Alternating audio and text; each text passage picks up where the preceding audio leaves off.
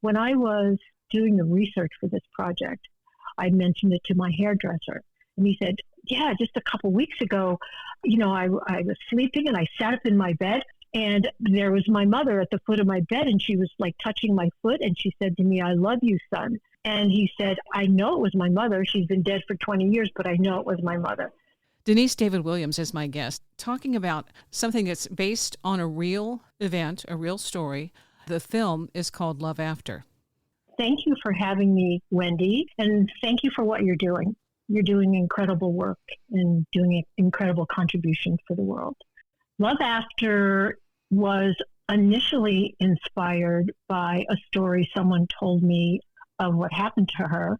And because I've been a mystic since I was a child, it immediately resonated for me, because I love the kind of stories that, as a writer and producer, I love the kind of stories, and I'm drawn to the kind of stories that, quote unquote, can help people wake up. Your listeners probably totally understand what that means.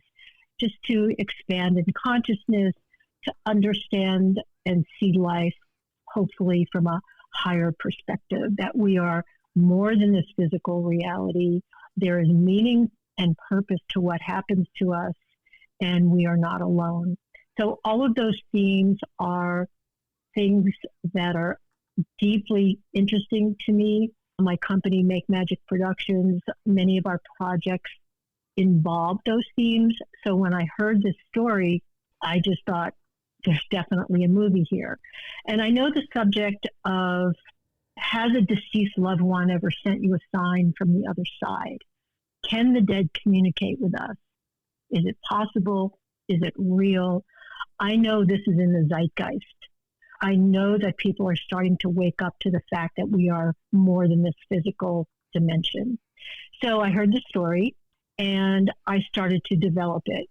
And as projects often go in Hollywood, it spun around and went off in a different direction after a few months. And I realized I needed a co-writer. And I sat down, and as I often do when I'm creating something, and I asked Spirit, okay, this is an incredible story, and I feel strongly that it's meant for the world. I need a co-writer. Who is she? And within a few moments, I got an inspiration. I called a friend, and I said, so-and-so, she's a writer, and she's also a mystic. And, oh, yeah. And my friend connected us, and her name is Caron Tate. She was the perfect co-writer for this project. And the two of us sat down, and it took us about 9 months to write the screenplay, and we named it Love After. Now, the thing is, I connected with you a while back, and you were in the midst of working on a project about John Mack, and that's how we connected. When I reconnected to follow up and find out what was going on with that, when you told me about this, and I thought it's perfect timing because, as you have said, there's a huge interest, and I think just an awakening happening. More people are curious and are talking about it. I think that's been the problem before, is it's been something that we've, even if you had a connect with a relative who died and you believed it and you knew it was real for you, you weren't necessarily going to tell everyone else because you were concerned about what they might think. And that is lessening now. More people are saying it's happened to me. I like the information you have from the Pew Research, and that's 57% of respondents around the world think there's life after death. You do the math, 4 billion people. And over half of U.S. adults say they've been visited by a dead family member in the last 12 months. Now, I have been, maybe not in the last 12 months, but in my lifetime, I've experienced these things as well.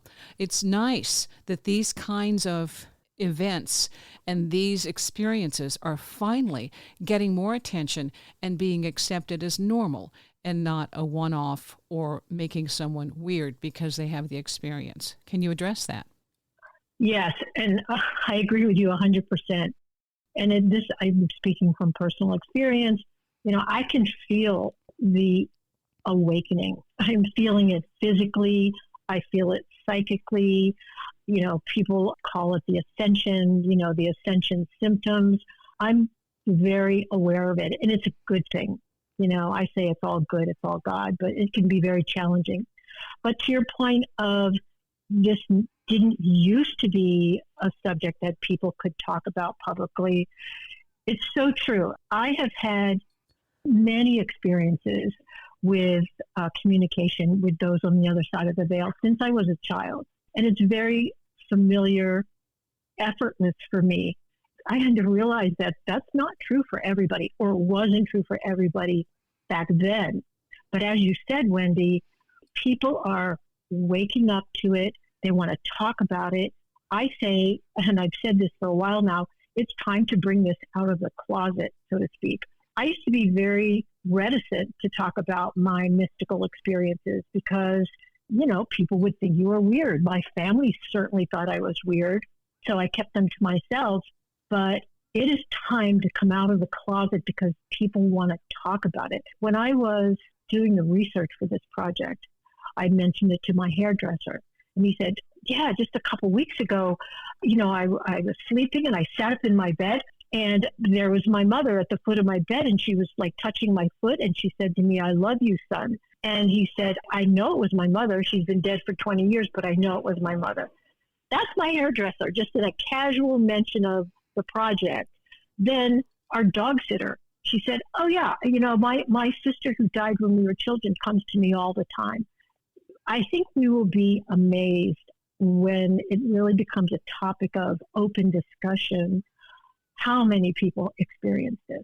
It's a very natural thing. We are multidimensional beings.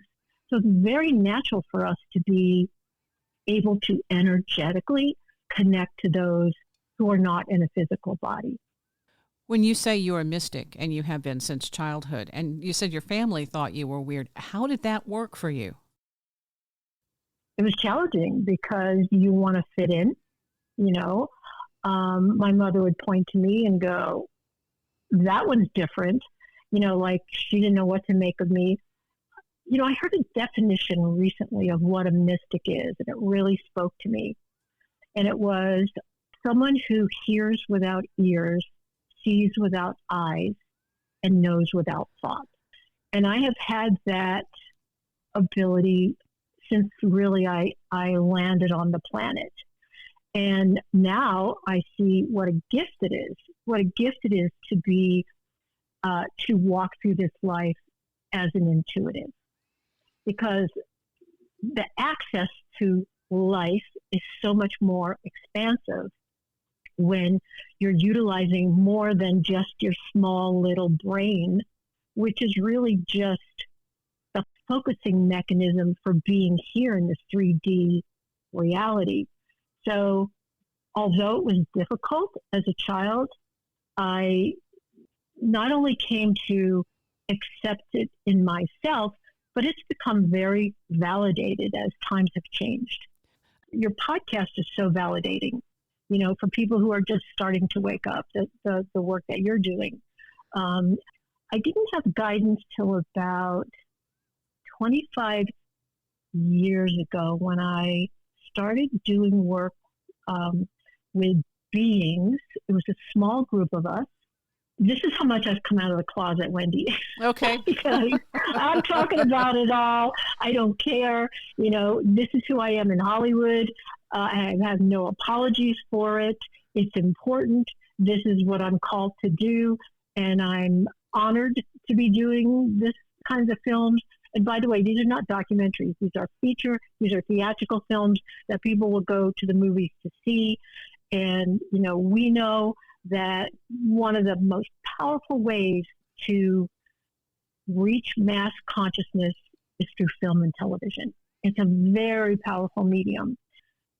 25 years ago, these beings who myself and this small group of people we're working with, well, first of all, they told us you're here because of the call of your heart.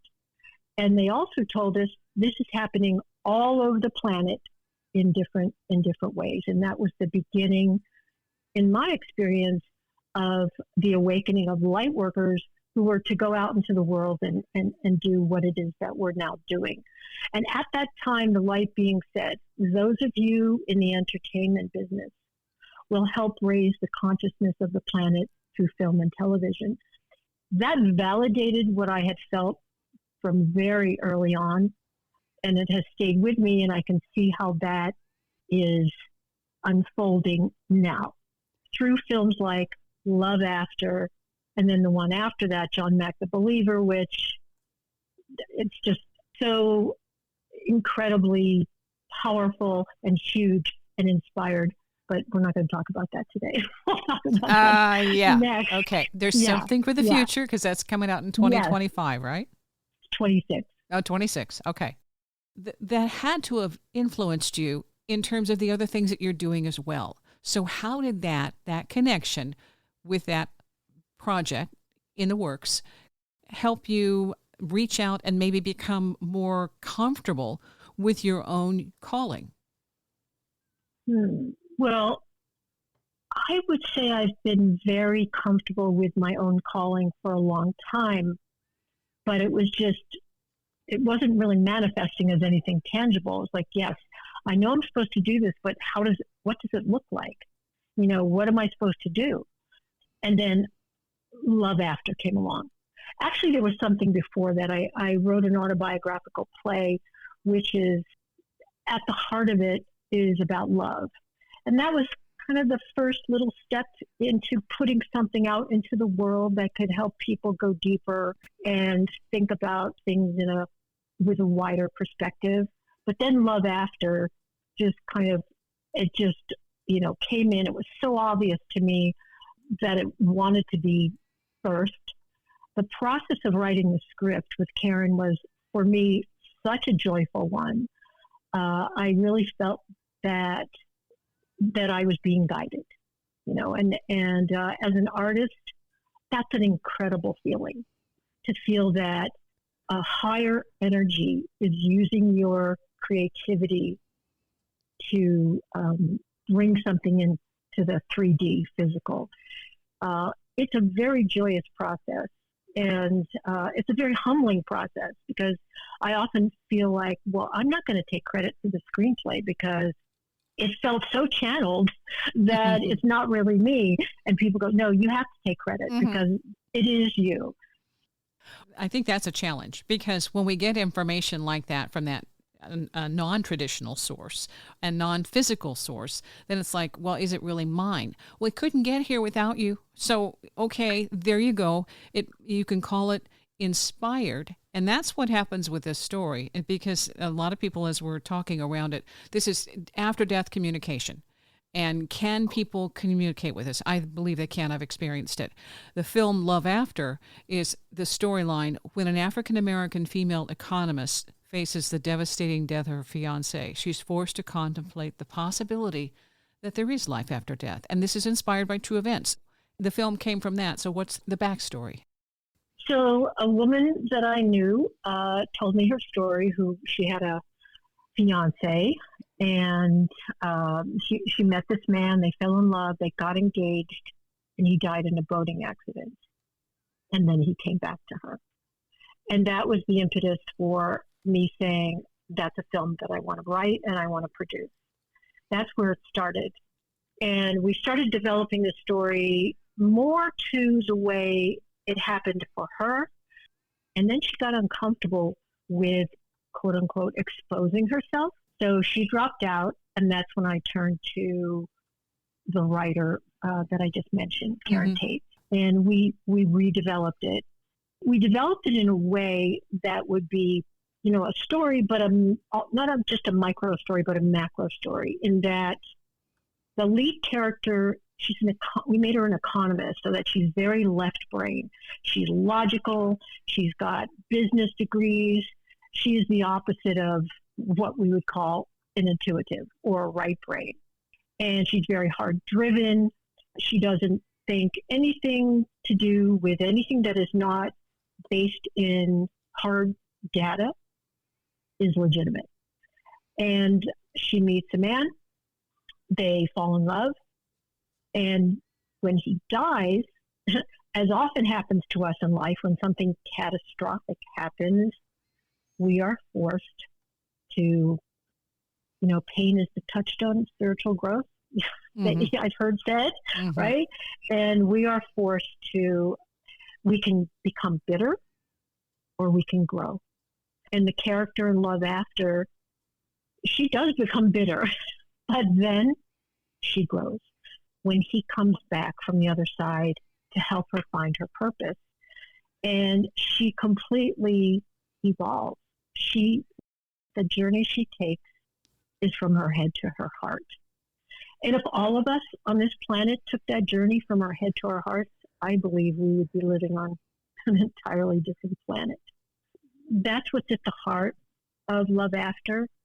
We purposely wanted it to be, to speak to people in that way, because a lot of the world is living in their heads, right?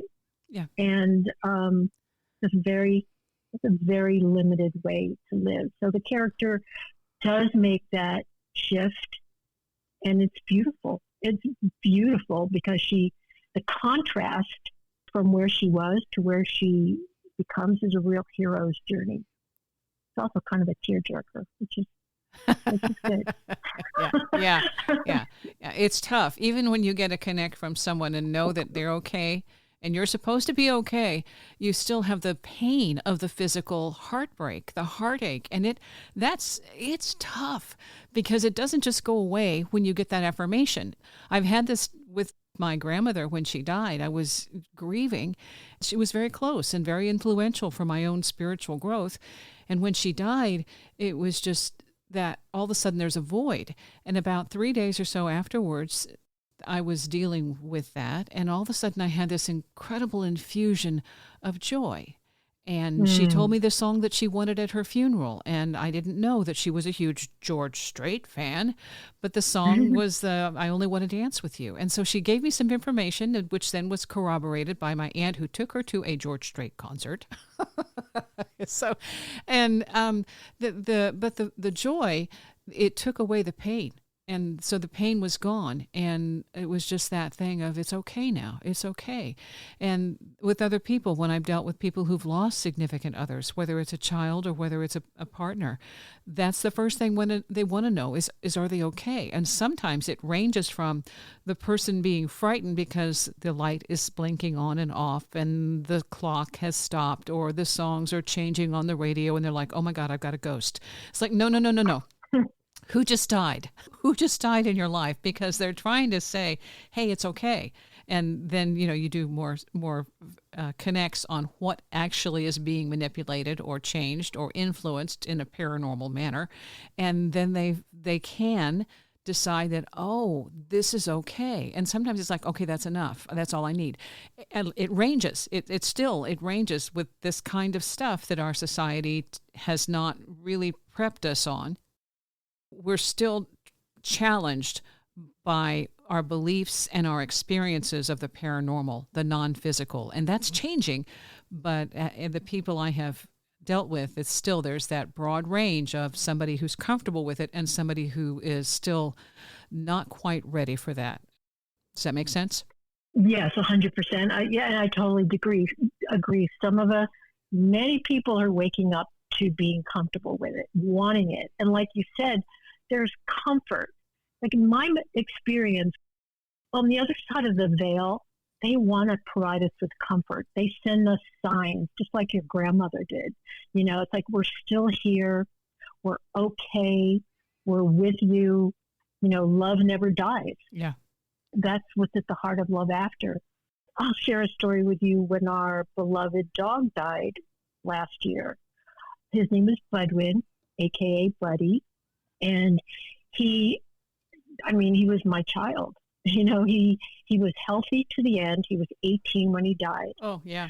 We asked him, we didn't want to be the ones we didn't want to do it. So we sat down on the floor and said, Buddy, you let us know when you're ready to go. And he did. And he went. And about 6 weeks later, I said to my husband, let's ask Buddy if he's still with us. Let's ask him, to send us a sign. I got in my car to go somewhere. I pull up to a light, and there's a car in front of me with the license plate Buddy 3. And I'm like, okay, even our animals will let us know that they're still with us and they're okay. Yeah. I can share one. Same with Yeah. dog. Okay. Now, this dog was a homeless dog because he'd been through 5 people, back to the shelter through 5 people. He did not want to be a dog. He wanted to be a Oh. companion. And I had at one point decided I didn't want dogs because they were too much work. I'm good with cats. But this, I agreed to, whatever possessed me, I agreed to care for this dog. German Shepherd, his name's Max. He runs away, well, like 3 or 4 days after I've got him. I'm like, oh no, this is not going to work. And I think, yeah, it's just, I've lost the dog. A few hours later, he comes walking down the sidewalk. He got distracted by a squirrel, ran out of the yard and came back. And he came to me and it was like, we have an agreement. And he was supposed to be there for me. I lost my post-traumatic stress. He helped me with that. And it had been a 10-year deal.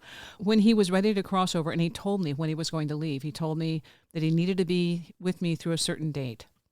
And the certain date was there was a break-in in my house, and he was there, and along with a puppy that I had been training with him. That was his moment. He was supposed to be there, and he said this was it. And I'm like, okay. And so then he knew that beyond that, and he was about 13 or 14. We're not sure of the age, but that's pretty good for a German Shepherd. And he knew when he needed to leave, and that was hard. And I said, you have to let me know. You have to let me know you're okay. I was with him when he was euthanized. I felt him go through me. I felt the energy, the force from him through my forehead, through my body, leave. And then my mom, he was super close to my mom. We buried him. And the next 2 or 3 days, there was a dog that barked outside the door, the bedroom door of my mom's house. And the cats ran. Okay, this is in the house. She doesn't have a dog. The cats are like, holy cow, it's a dog. Okay, they ran. Then what he did at my house for about 2 weeks, he would bark outside the door. I thought that my puppy had learned to bark because she always scratched. And I thought, oh, wow, he's gone and now she's learned to bark. No, she still scratched. He was barking to let her in and to let me know that he was okay. So all of that happened because he had been my guardian. He was there for me. And even though I was reluctant and I was like, yeah, right, the guides had said the other is coming. The other is coming. I thought, that's really nice and vague. Thank you so much. I'll certainly know that. Right. So, but anyway, otherwise I would have been looking for every dog on the planet. Okay, there's the other, where's the other? And this way it was like when he showed up and we connected and we made our agreement to work together that I would walk him every day. Okay, I'll walk you every day. And it was twice a day for about 5 years. And just the things that happened because he came into my life. But I think we learn as we go. And there are challenges. And I had been set that I didn't want a dog because it was going to be too inconvenient. But boy, I needed that dog. And I needed him to be who he was, exactly the way that someone could approach me and help me heal. And he did. That is so profound and beautiful. It doesn't make it easy when they leave. Oh my God. I've never felt such pain ever. No. I've never felt pain. I've lost both my parents, and when Buddy died, oh my God. Yeah. Yeah. Because their love is so unconditional. I'll tell you something though. And my experience is that everything that happens, there's meaning and purpose to it, and it doesn't mean that it's pain-free, but when I loved that dog so much, and when he died, I was devastated. But a couple months down the road, I noticed something. I noticed that my heart had expanded. And it's like when you go through the grief, on the other side of the grief, the other side of the pain is the opposite. Yeah. And so, even though it's hard, I think that's one of the things about being human on the human journey. When we're willing to walk through these hard things, there is a gift on the other side of them. From the people who were around me, and I'd had a cat similar. The cat in my dreams, daytime, nighttime, the cat was 24/7. And when I lost the cat, again, that kind of connection, you just love completely, no holds barred. They're there. And somebody had said, well, you love animals more than you love people. And that was kind of meant to be a slam. And I thought, no, I love fully, completely, totally, without reservation, unconditional, because I don't see things that make me judge about the pets and the animals.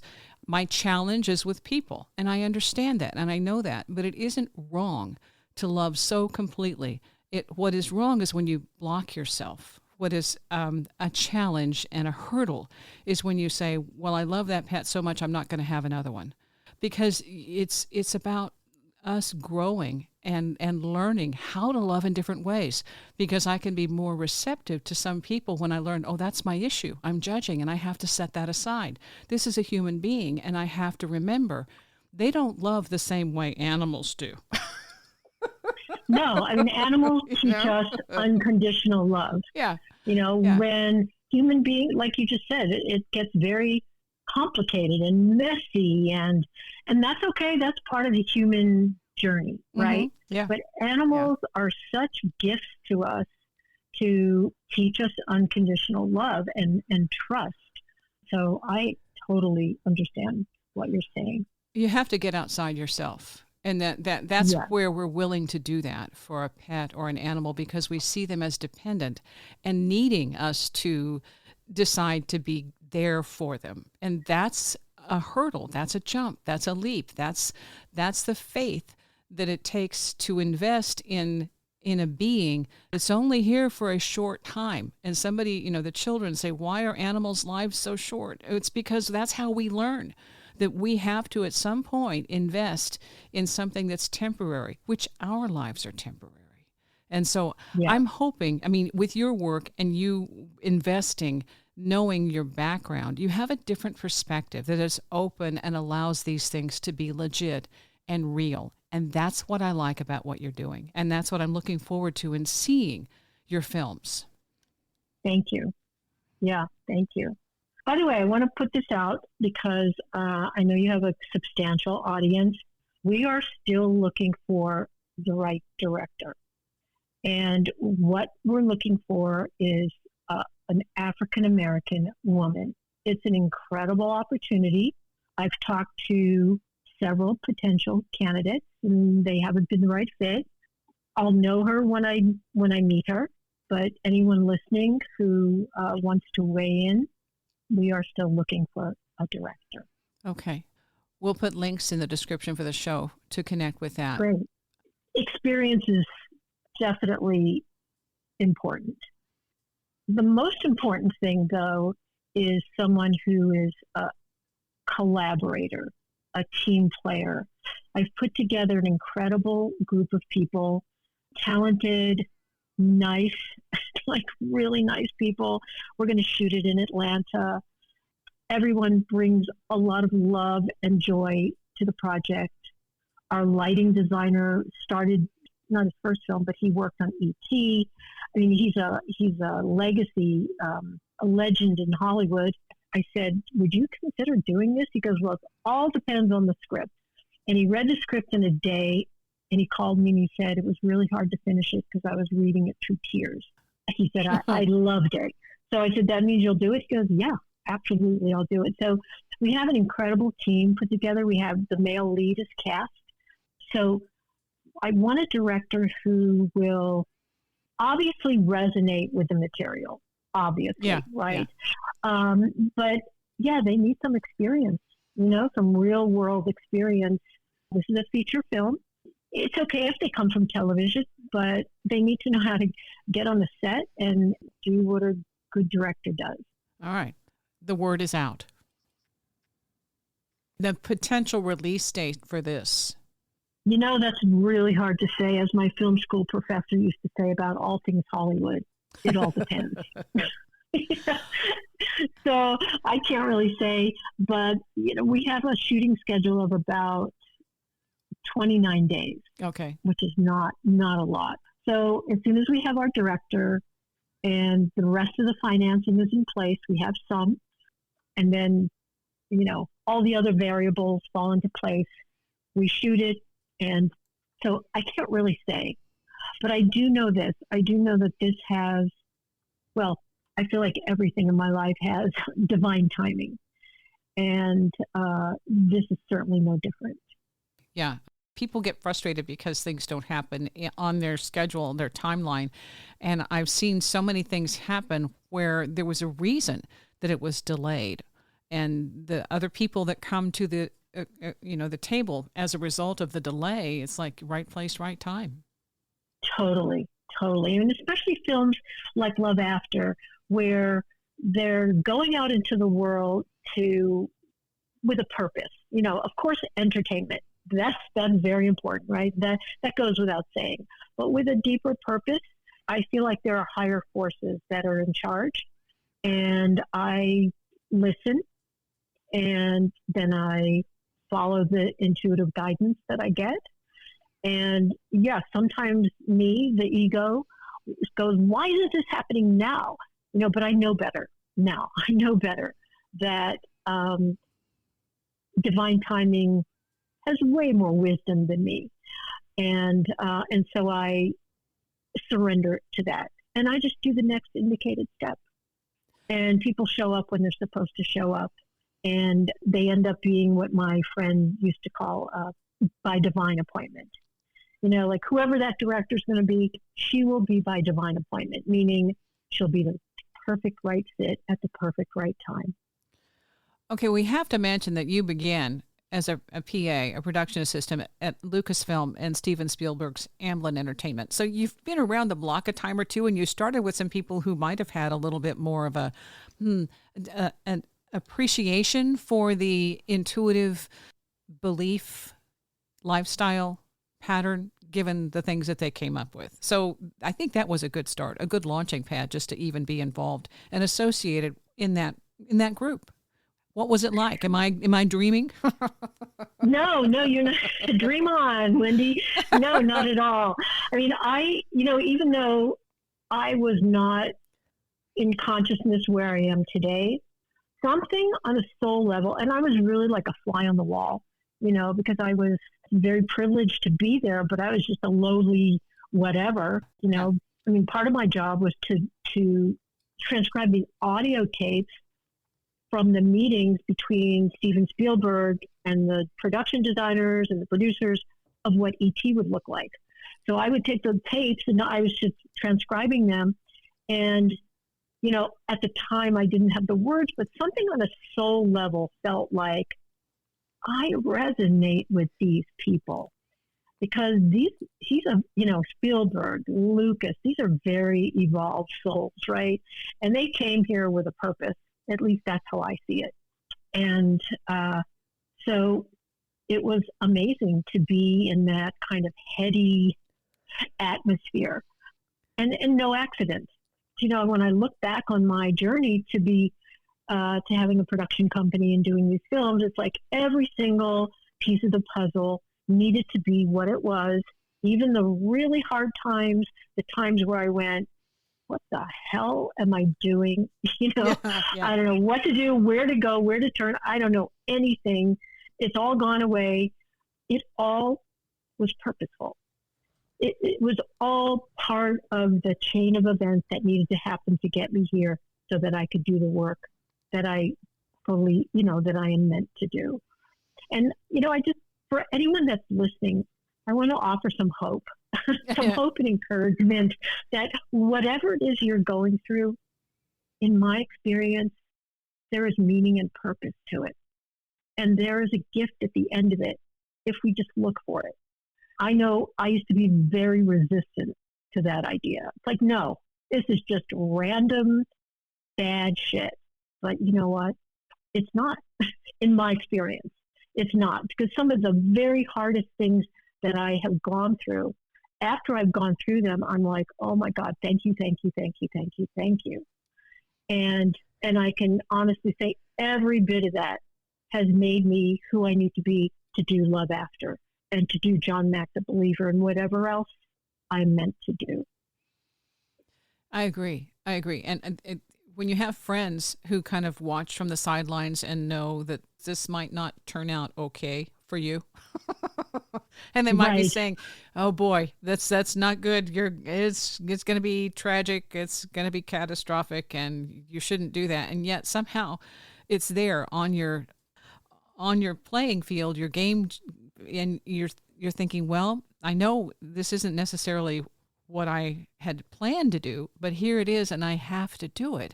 And fortunately, my guides have walked me through some of these things. It's like, one, you're going to take a fall. Oh, lovely. At least it was given to me that this will happen, and it's on the dance card. So just do your best. And sometimes, I mean, those things are helpful, but it's so frustrating because if you know the people around you who are saying this is not going to work out, and then after you come through it, they're shocked, and so are you. And you think, well, I had to do it. At least I had the support intuitively, knowing that this was necessary, and it gave me some insight into what it might be for others who go through the same thing. And we try to say, don't do this, you can't do that, you're not going to survive. And it's and at the same time knowing it's their deal. And sometimes we have to do things that are going to make us either feel like a failure, look like a failure, act like a failure, and yet there's no way to get around it until you fail and realize, I'm still standing. I'm okay. This isn't about me. It's about my ability. It's not about the ego. It's about the soul that comes through and says, I'm still here. Oh, wow, light bulb. I couldn't have done that if I had thought that I needed to and I had to win as I was doing it. I had to fail to make it right. And that, for me, that's what I have learned from the things that went south.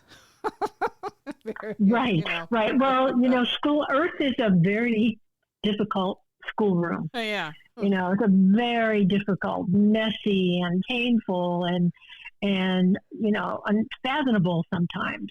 But allegedly, we chose to come here. Yeah. Allegedly, yeah. Right? Yeah. Uh-huh. And once in a while, when you get a glimpse of something broader, which I do, and it sounds like you do too, there's a little glimmer of, okay, I get it. And by the way, I could not, you bring up your guide, I could not be in this earthly experience without my guides. I mean, they are amazing. I mean, they are the most loving, wise, protective beings, and I could not do what I'm doing without them. Yeah. And, that's another thing about coming out of the closet, quote unquote. It's like saying, yes, we have guides and they're there to help us. They're not going to help us unless we ask, though, because we have free will, we have choice. But when we do ask for help, they're delighted. You know what I mean? They jump into action, and that's why they're there. They're there to help us. And most people, I would say, do not have our experience yet. Wendy, they don't have that yet. But anybody listening, I say, ask them to show you. Show me a sign. Is this real, or is this something will happen? Whether it's through a billboard or a song or a commercial on TV, something will answer your prayer or your question and kind of blow your mind, even if you're familiar with, and comfortable with your guide. There's an example that one of the people that I talked with after she lost a companion, and a significant companion, who happened to be atheist, which is really interesting because when the question was asked, okay, now you're there, what do you think about God? And he said, I'm still on the fence. So that didn't change, which is hilarious. I don't know. I found that quite entertaining. That's hilarious. Yes. Well, you know what? She took her consciousness with her, right? Yeah. But having that, the CD player lined up all the songs that they used to listen to. She didn't touch it. the songs were all there, and they continued to play in a rotation that was very familiar, and that was an affirmation, a sign. How that's the sign. That's how it works. And for just beginning to try and listen or connect with signs, it's so simple, and it's not your imagination, and that don't discount it. If you continue to tune in and acknowledge these things as happening, more can happen. It's when we say, oh, that can't happen. No, that's impossible. And continue to discount it, that there's no point. There's no point because you're not ready or you're not willing. And that's okay too. But when you are available and allowing and accepting, these things are right here. They're right here. And they are, like you said, they're so excited. The guides are so like, whoa, dude, you're ready. Okay, let's go. Yeah, exactly. Exactly. And what my guides always tell me, they say, trust and allow. Yeah. Trust and allow. And there's such beauty in those words. I find such peace in those words. You mean, I don't have to go out and push a rock up a hill and make it happen? No, no, you don't. You just trust and allow, and more will be revealed. You don't have to figure it out. I mean, what a relief that is from the old days, when I didn't live like that. And I appreciate the contrast now, because if you hadn't done it that way, I don't know that I could really appreciate this way. So there is value in the contrast. Yeah. Magic it's not magic and miracles. They're really everyday things if we waken to them, Yeah. I love these conversations. I think really. That's why it's called Make Magic Productions. Exactly. Well, that came from when we were children, and it would rain. We couldn't go out. My mother would say, close your eyes, I'm going to make magic. And some toy would appear. So that's where Make Magic comes from. That's cool. That's a neat way to do it. Wow. Yeah. Okay. Yeah. She was very honored. She told me, I'm very honored you named your company Make Magic. Yes. Yes. What a cool thing from Mom. Yeah. Well, and that's the thing I think about magic. It's just that there's a joy. There's an uplift. It's special. We don't have to see how it's done. It just appears. And then there's the gratitude that comes with that of, okay, thank you. And it goes forward. I don't know. I think it changes people in a good way. And when you do have the guidance, these are positive things. It doesn't mean that life gets easier.